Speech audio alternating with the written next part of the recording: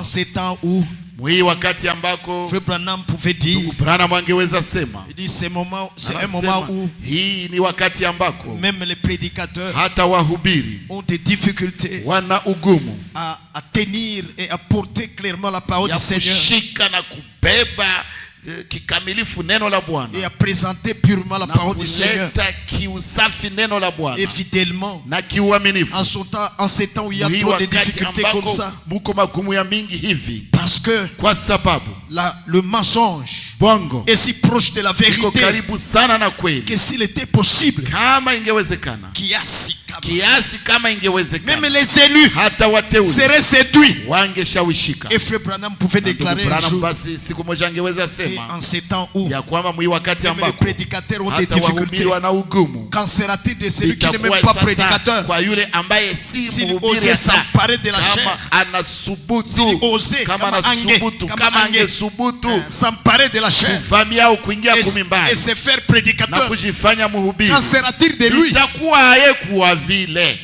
C'est pour cela que frères et sœurs, nous voulons seulement connaître aussi et être sûrs que celui qui est devant nous est vraiment le vase du Seigneur, un prédicateur.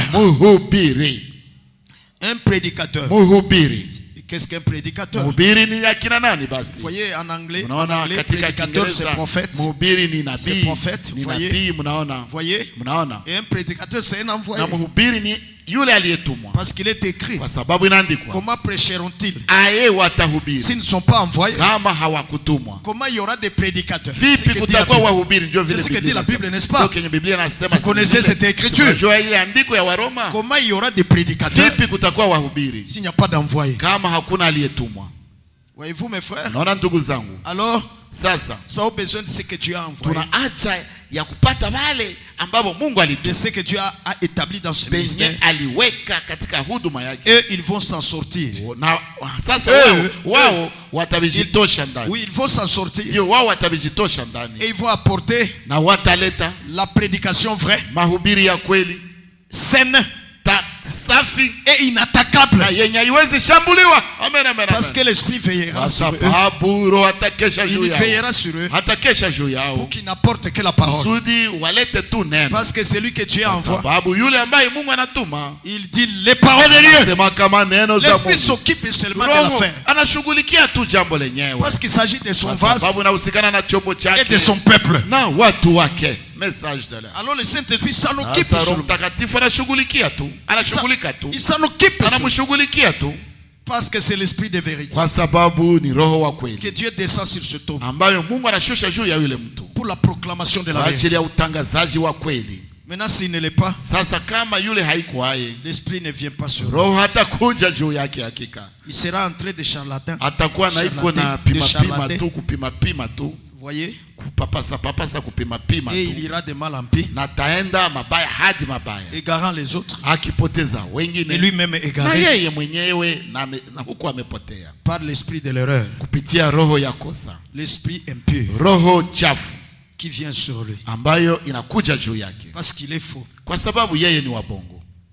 Avez-vous compris? Comme il est faux, l'esprit faux vient sur lui pour dire le faux. Vous vous souvenez? Nous disions la fois passée que l'esprit faux va toujours sur le faux. Oui, oui. Et les faux, le faux est toujours proclamé par les faux. Certainement. Et aucun jour où le vrai sera faux. Amen. Ou bien le faux est très vrai. Chacun reste seulement dans son état. Et vous savez, les démons viennent vers les faux. Mais ce sont des démons religieux. Amen. Et l'esprit de vérité, l'esprit de Dieu, va aussi vers le vrai homme de Dieu. C'est comme ça que les choses fonctionnent.